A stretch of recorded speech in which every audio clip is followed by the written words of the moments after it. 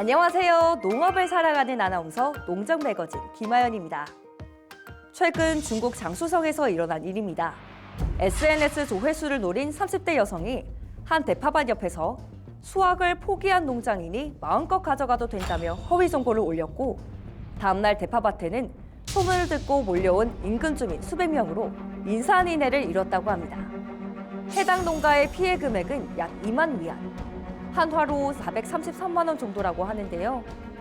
공들여 키운 농작물, 혹시라도 절도 피해를 입으셨다면 즉시 신고하셔서 주인 허락 없이 농작물을 가져가는 건 엄연한 범죄라는 사실을 깨달을 수 있게 조치하시기 바랍니다. 자, 그럼 5월 꼭 알아야 할 농업 정보는 무엇일지 농정 매거진 본격적으로 시작하겠습니다.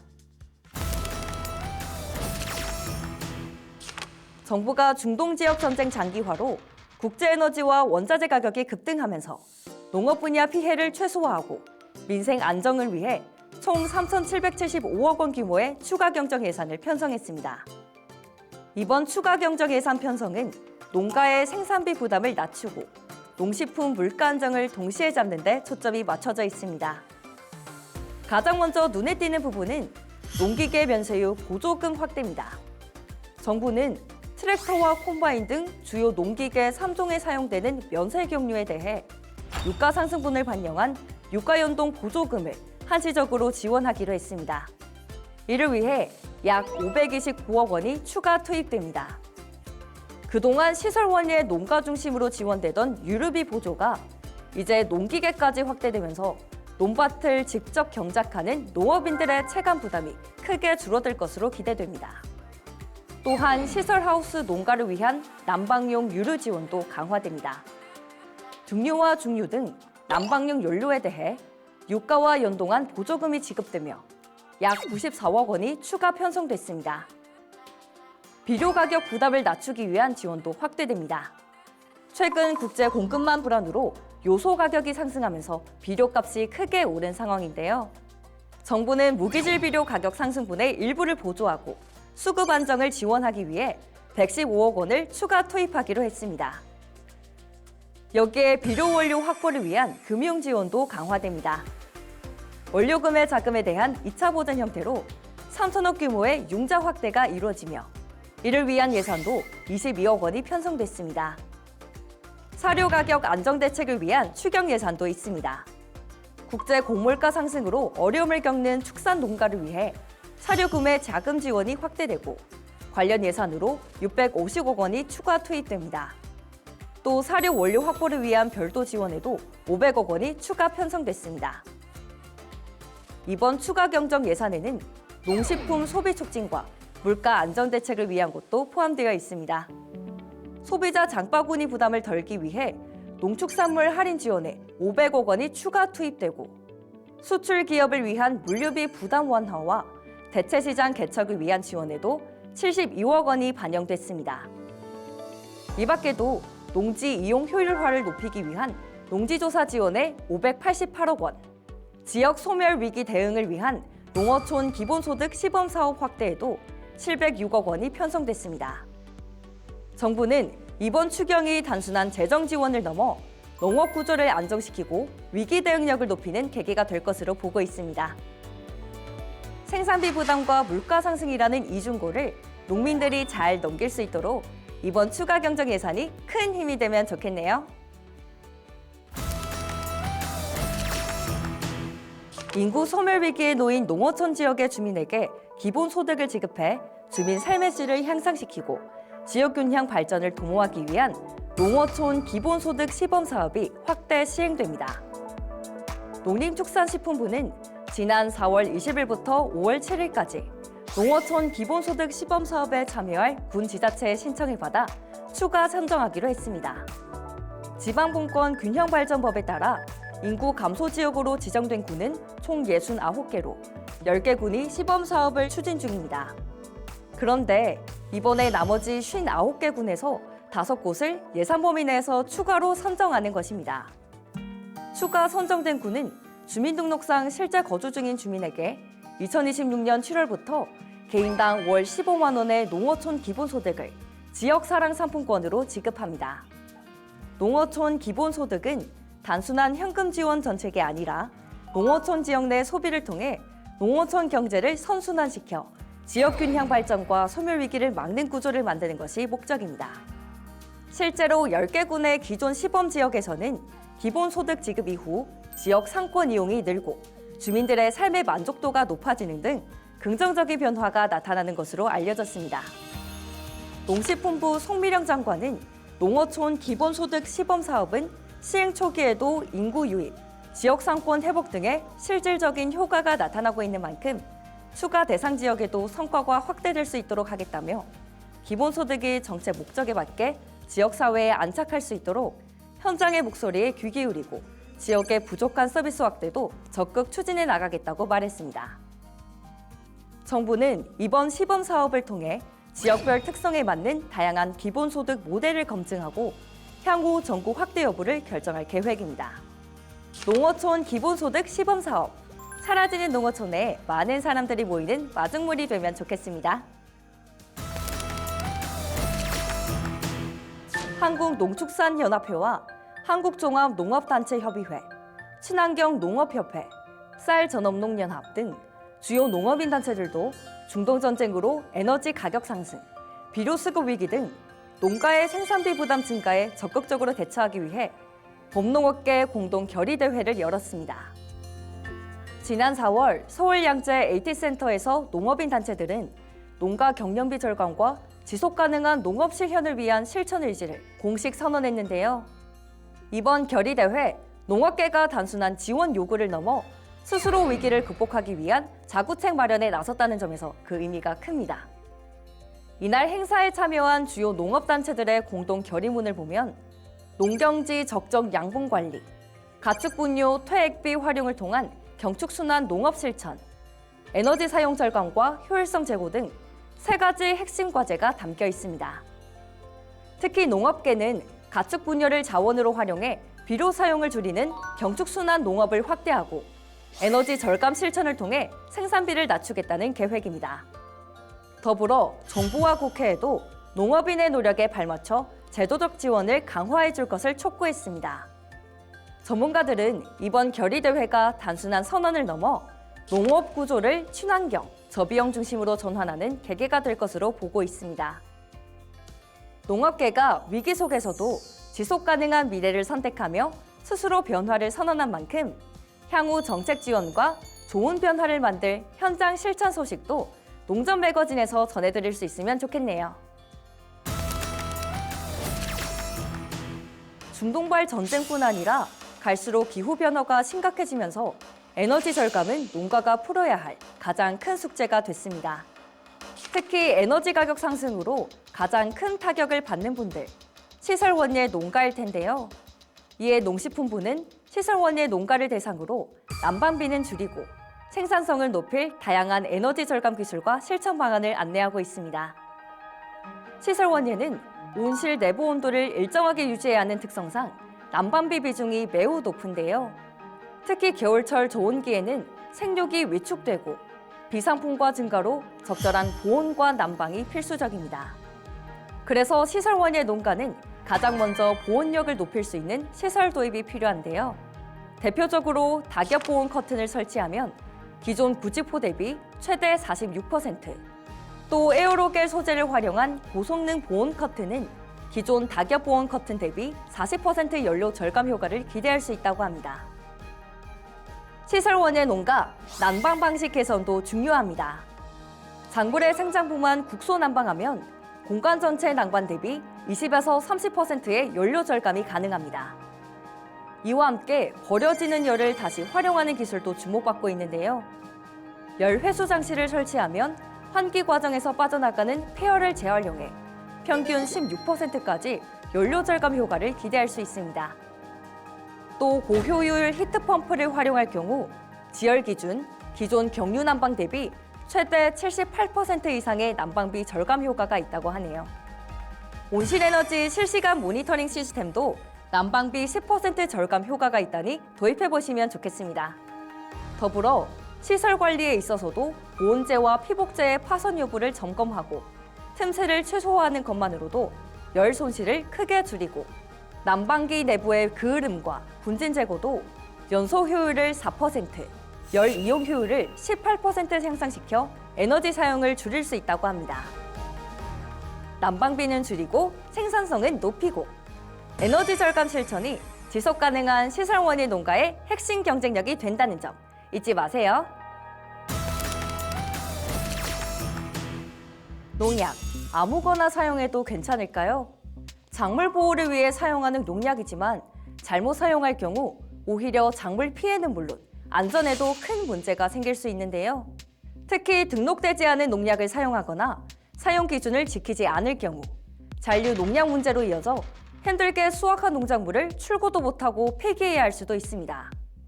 똑똑한 농업인이라면 꼭 알아야 할 농약 제대로 사용하는 법. 어디에서 어떻게 확인하면 되는지 농전 매거진에서 알려드리겠습니다. 안전한 먹거리는 올바른 농약 사용에서 시작됩니다. 농약 안전 정보 시스템은 농촌진흥청이 운영하는 신뢰할 수 있는 농약 정보 서비스이며 누구나 쉽게 이용할 수 있는 국가 시스템입니다. 홈페이지 검색창에 농약명을 입력해 등록 여부를 확인할 수 있으며 품목명과 작물명을 입력하면 해당 농약 품목의 사용 기준도 확인할 수 있습니다. 온라인 민원 서비스를 통해 농약 관련 민원을 간편하게 신청할 수 있고 제조, 수입, 판매업자 등 사용자 유형별 맞춤 서비스를 제공합니다. 농약 안전 정보 시스템은 태블릿과 스마트폰으로도 언제 어디서나 간편하게 이용할 수 있습니다. 등록된 농약만 선택한다면 위험은 줄어들고 신뢰는 커집니다. 우리 모두의 건강과 농가 소득을 지키는 길. 농약 안전 정보 시스템에서 지금 확인할 수 있습니다.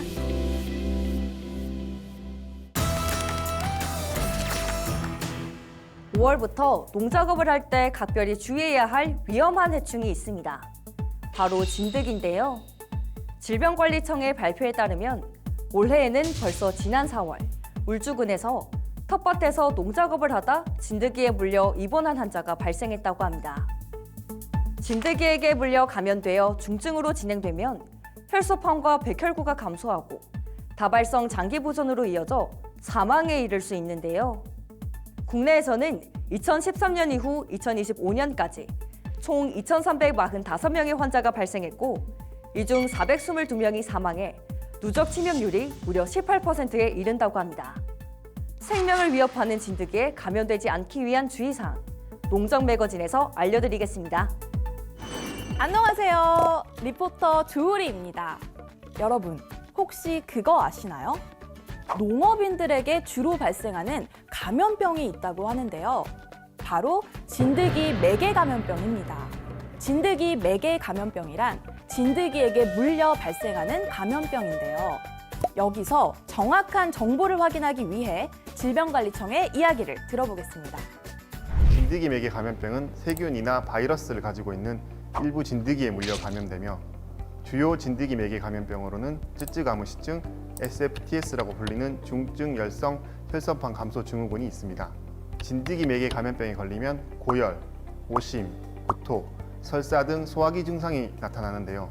특히 SFTS는 치명률이 약 20%로 높고 백신이나 치료제가 없습니다.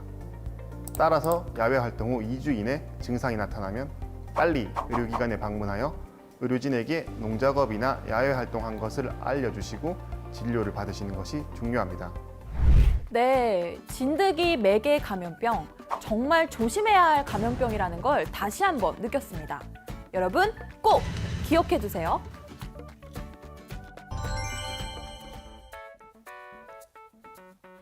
자, 지금부터는 진드기 매개 감염병을 예방하기 위해서 우리 농업인들이 어떻게 행동해야 하는지 알아볼까요?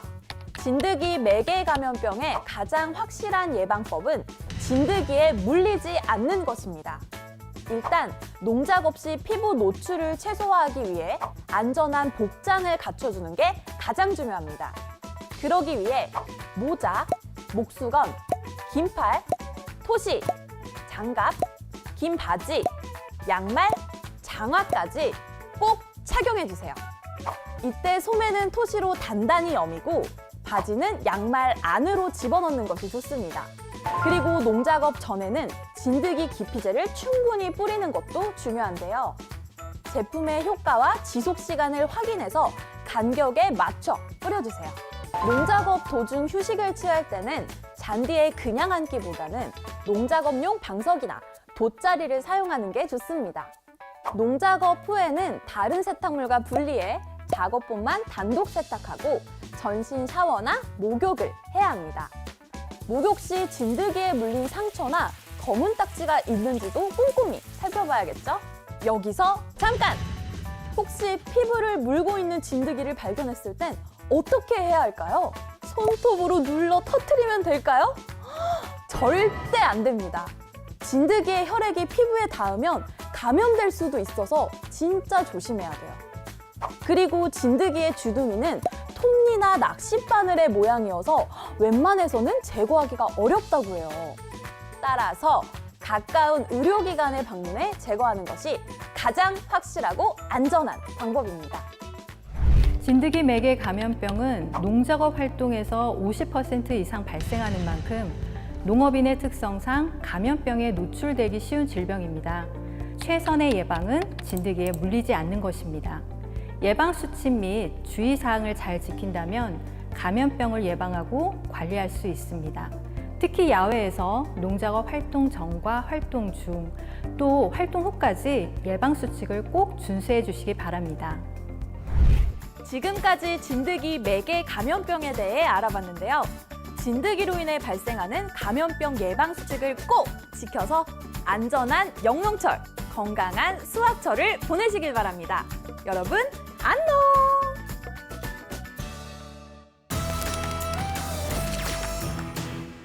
모내기의 밭농사에 고사리 손이라도 있으면 빌려다 쓸 만큼 바쁜 5월입니다.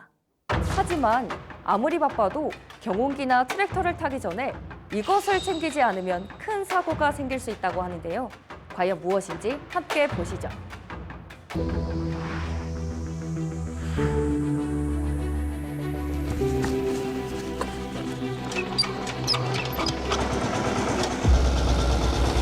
안 돼! 이대로 가면 다쳐!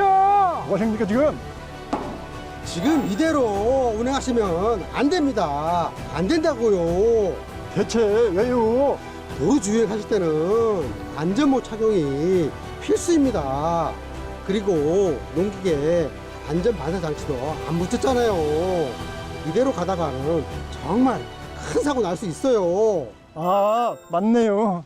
자, 이제부터 농기계에 안전 반사 장치 달고 안전모 씁니다. 예, 아시겠죠 여러분? 알겠습니다. 자 모자 다 쓰세요. 자 모자 다 쓰세요. 자, 잘 쓰세요. 자, 잘 쓰세요. 안전 못 쓰고 안전 반사 장치를 꼭 부착해요. 농촌 안전 사고 예방 안전한 농촌을 더 같이 만들어요. 우리 함께 좋습니다. 이제 출발. 농촌 안전 사고 예방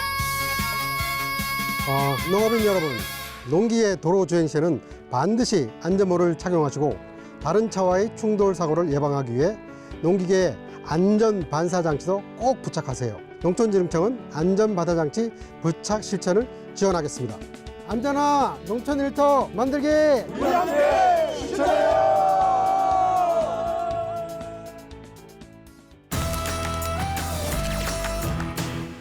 이상기후로 농작물 생육 환경도 매년 놀랍도록 변하고 있다는 점, 농부님들이라면 모두 느끼실 것 같은데요. 폭염과 가뭄, 병행추까지 불러오는 탄소 공격 때문에 농업 현장에서도 탄소 대응 기술이 중요한 과제로 떠오르고 있습니다. 탄소 배출은 줄이고 탄소 공격에 맞서는 스마트 기술, 농전 매거진이 정리해봤습니다. 안녕, 나는 농부야. 농사를 짓는 언젠가부터 탄소의 공격이 시작됐지. 탄소에게 패배한다면 지구 온난화가 가속돼. 탄소 중립은 결국 인류의 생존이 걸린 게임이야. 탄소 중립 같이 공략해볼까? 안녕? 나는 탄소야. 내가 쌓이고 쌓이면서 지구 온도가 올랐어. 그로 인해 기후의 위기가 찾아왔지. 갑작스러운 폭우에 논이 잠기고 가뭄이 한 해 농사를 통째로 날려버리는 일도 생겨났어. 그런데 말이야, 피해를 입으면서도 해결책을 먼저 찾아낸 산업. 그게 바로 농업이야. 먼저 축사로 가보자. 소들이 풀을 씹고 소화할 때 나는 메탄 형태로 빠져나와. 메탄은 온실가스의 하나로 기후변화를 가속시키는 원인이 되지. 그래서 티아아민 2인산이란 소재를 넣은 저메탄 사료를 개발한 거야. 저메탄 사료를 활용하면 소의 생산성을 유지하면서 메탄 발생을 줄일 수 있어. 논과 밭에서도 나를 줄이기 위한 노력을 하고 있어. 바로 비료 관리 방식을 바꾸는 거야. 예전에는 비료를 땅 위에 뿌리는 방식이었지. 이렇게 하면 비료가 비나 바람에 쉽게 흘러가고 양분 손실도 커. 하지만 깊이 거름주기는 달라. 비료를 토양 깊숙이 넣어 양분 손실을 줄이고 작물을 더 효율적으로 생산하도록 하는 기술이야. 또 다른 기술도 있어. 나를 아예 땅속에 붙잡아두는 거야. 바로 가축분 바이오차 기술이야. 가축분을 고온에서 탄화하면 숯과 비슷한 바이오차가 만들어지지. 이 바이오차를 토양에 넣으면 토양을 개선하고 탄소를 오랫동안 땅속에 저장할 수 있어. 최근에는 깊이 거름주기와 바이오차를 함께 적용하는 저탄소 복합 기술을 논콩 재배 현장에 실증한 결과 수량은 늘고 온실가스는 줄어드는 효과도 확인했어. 논벼 재배에서도 나를 관리하는 기술이 있어. 그 기술이 바로 자동 물고 기술이야. 지속적으로 물을 채워두는 방식보다 중간 물대기를 하면 약 25.2%, 논물 걸러대기를 하면 최대 63%까지 온실가스를 줄일 수 있지. 그래서 나온 게 보급형 자동 물고야. 센서가 알아서 수위를 감지하고 자동으로 물을 조절해줘. 농부는 덜 고생하고 저탄소 물 관리를 실천하도록 돕는 농업 기술이야. 기후 위기 시대, 나를 줄이고 붙잡고 저장하고 관리하는 방법을 찾고 있어. 이걸 우리는 탄소 중립 또는 탄소 제로라고 불러. 에너지를 아끼고 음식물 낭비를 줄이고 우리 농산물을 애용하는 것, 그런 작은 실천이 탄소 중립으로 가는 길이야. 그리고 그 변화의 중심에는 농업이 있어. 탄소 중립 함께 해줄 거지?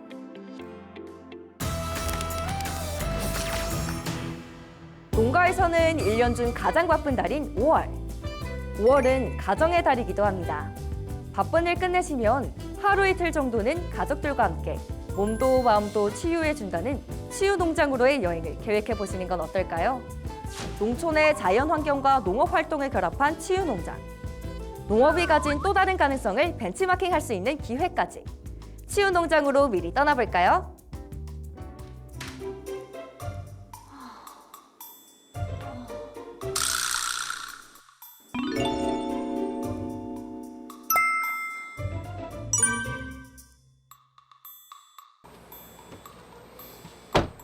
뭐 먹을지 정했어?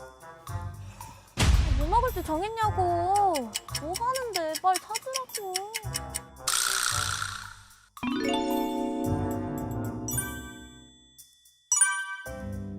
쉼이 필요할 때 농촌으로 떠나요. 흙내음 따라 걷다 보면 치유돼.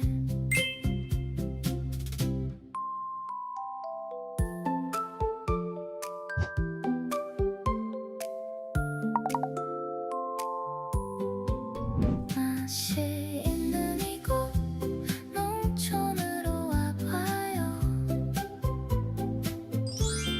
한 숟갈 뜨면 마음까지 풀려요.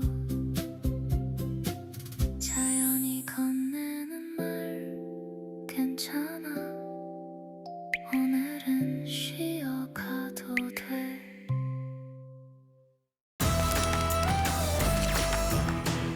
이제는 5월에도 한낮의 기온이 30도를 넘어서는 날이 많습니다. 일보다 우선은 건강입니다. 강한 햇볕 아래 장시간 작업은 건강에 부담이 될 수 있는 만큼 충분한 수분 섭취와 휴식으로 체력 관리에 각별히 신경 쓰시길 바라겠습니다.